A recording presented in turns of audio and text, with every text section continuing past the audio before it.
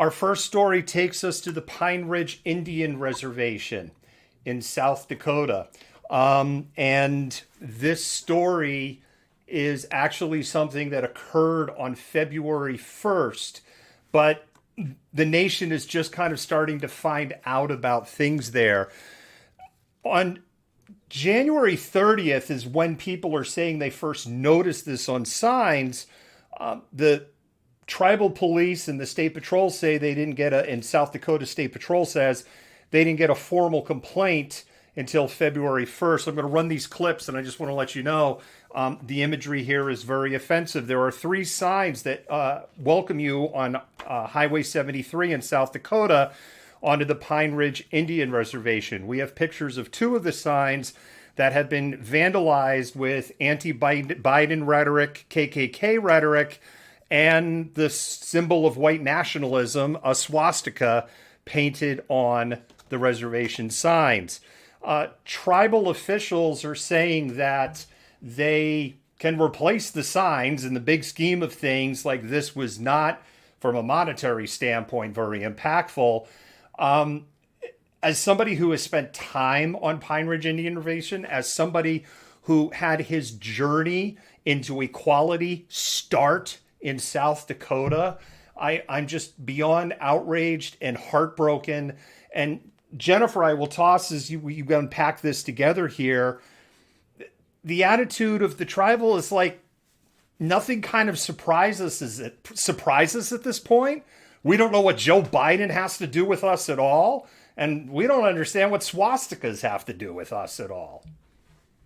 Yeah, clearly, I mean, anybody that would do that is clearly got some issues and is fairly misinformed about history. But what's particularly problematic about doing this on the Pine Ridge Indian Reservation is historically Pine Ridge has been the poorest community, not just among Native nations, but in the United States, largely because of geographical isolation. It's literally in the middle of nowhere. And so they've done a lot of work. You know, there was the tragedy at Wounded Knee in 1890, and then, you know, the occupation of Wounded Knee in 1973 that drew attention back. They've had tons of issues with tribal government, tons of issues with substance abuse. They've tried to, you know, outlaw the sale of liquor on the outskirts of the reservation. So they've had very significant issues. And to have somebody come in and do that in that particular space is just gross. But I'm not surprised that the tribe isn't shocked by it. They shouldn't be, or nation, excuse me. Jennifer, I want to get this. I want to get this right. I'm super distracted tonight, and in my head, I am having a moment of self-doubt right now. The Blackfeet were an enemy to the west of the Great Sioux Nations. Am I correct? I'm getting the Blackfeet and the Crow mixed up in my head, but I believe it was the Blackfeet. Okay, so I mean that gets complicated because I mean Native nations warred with each other constantly, and there was lots of trades and raiding and things like that going on. So there could have been potentially issues with both. I actually have a book I'm reviewing on Blackfeet peoples right now up in my bedroom. But yeah, there's historically been a lot of contention. And if we talk about the Great Sioux Nation, I mean, Pine Ridge or, you know, the Oglala Sioux are actually just one smaller portion of the Great, you know, Sioux Nation. So I think that's important for people to understand. The Sioux Nation is expansive. There's the Rosebud. You know, there's several different Sioux groups. Lakota, Dakota, Nakota, Ogallala, Rosebud, and the Arapaho. And I feel like I just left one out because I was doing my fingers. There's 5 and there's 6. So I'm leaving one out. And I'm telling you, 2 weeks ago, I would have just had it like that. And a week from now, I'll have it like that. So, you know, the Sioux Nation is expansive, has several different, you know, kind of like sub-nations within it. But, you know, Pine Ridge, again, has been historically, like, you know, the poorest community in the nation, you know, not just Native community, but community as a whole. You've been there, geographically isolated in the middle of nowhere. There's limited opportunities there. So for people to come in and do that in that space, it had to be somebody from the neighboring towns, which are predominantly white, of course. And so I think it's just, you know, illustrative of the ongoing issues we have with those who are invested in notions of white supremacy and upholding systems of white supremacy, but are clearly misinformed about how Native peoples fit into that schematic. So when I was spending time out on Pine Ridge, the geographical isolation was done very much on purpose. I-90 was purposely built to be distant from the reservation. The the great Sioux nations, and I've said before in the show that Sioux within those nations is kind of considered it's not considered a slur. Slur is strong. Sioux is a Chippewa word for lower than snakes. It's just come to the point where it's just stuck and they've given up. But that was explained to me when I was out there, and they generally in South Dakota, they very much prefer if you refer to the individual nations if you're on the individual reservations.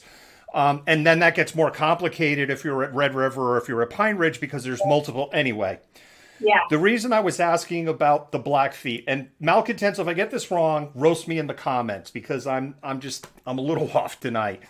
The Blackfeet Reservation is in Montana, and a little bit of it is in Montana, Wyoming. It straddles the border. And I-90 runs right along that reservation. Now, the reason this is significant is this goes all the way back to Little Bighorn and the great battles against the Sioux Nation. Blackfeet served as scouts with the Union troops. And when they were getting ready for Little Bighorn to go into the Battle of Little Bighorn, Custard saw his scouts dressing up, cooked off their uniform and dressing into their traditional battle garb. And when he was like, "What are you doing?" Their response was, "Well, if you're sending us all to die today, we're going to die as members of our tribe. We're not going to die as..." And Custard was like, "You're a bunch of cowards. Get out of here." We all know the rest of the history. What we don't know is, of course, we've been taught a bullshit story of what happened at Little Bighorn. And that is a whole separate topic. When you go to the Blackfeet Reservation, they have fertile ground. They have the largest native bison herd of any native reservation, First Nation in the country. And all of it is so incredibly stark. You know why they call you, Jennifer? It's a rhetorical question to you, but maybe not to the audience. Do you know why it's called the Badlands? It's called the Badlands because the water's not potable. Basically, nothing can grow there. And as Jennifer pointed out, it is in the middle of nowhere. The water is so silty, there is no treating it. There is no getting the deposits out of there. So about the only thing that the land is good for is cattle grazing. Barely. Barely. And the contrast between those two reservations is just stunning. And the other thing is, Jennifer, when I was on the Blackfeet Reservation, I really got this impression that as somebody who is white, like, if I got out of the car and started like, "Hey, let me wander around something here," like there was going to be a gun in my face. And you don't get that vibe on Pine Ridge, right? They have so much more support. But I firmly believe that goes back 150 years. So it's complicated because reservations, part of the thing with reservations in the US government is they wanted to geographically isolate Native peoples because they didn't want them in the way of, quote, progress, right? So you see maybe, of course, the Sioux were among the most hated because they were the most resilient. They fought really, really long and hard against the U.S. Army in the context of like U.S. expansionism.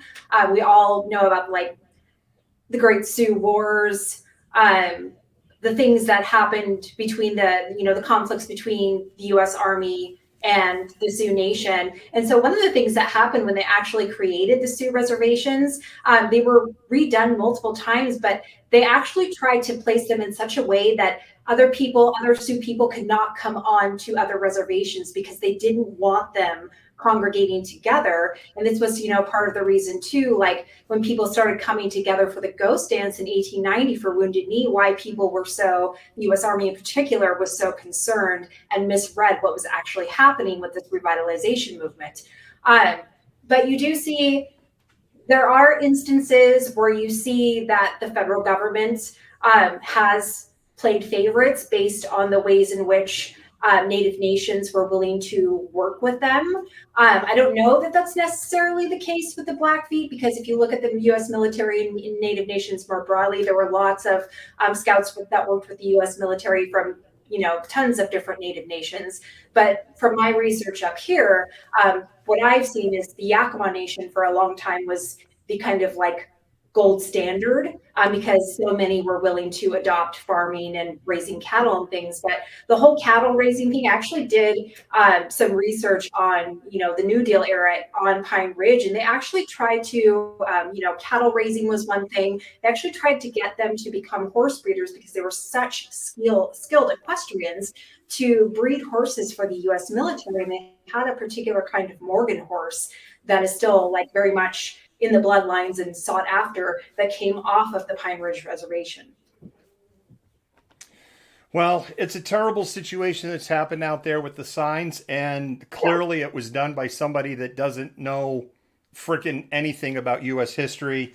Of course, when we look at the state of the nation and the state of what people know and don't know and what they believe, in some sad way, it's not surprising. As we live in a country, Jennifer, where people think we had a fake snowstorm in Texas, that it wasn't real snow, and Helen Keller never existed. Okay, that's a new one. Wow. I thought you were addicted to TikTok like the rest of us on the staff. You haven't seen the Helen Keller videos that are not sarcastic. They're like... really busy lately. Like it's, towards the end of my quarter teaching. And so I've been really busy lately and haven't had the time to devote to TikTok that I feel it deserves. If you download TikTok, just follow us. Don't follow anyone else, because I'm telling you, your life will be over.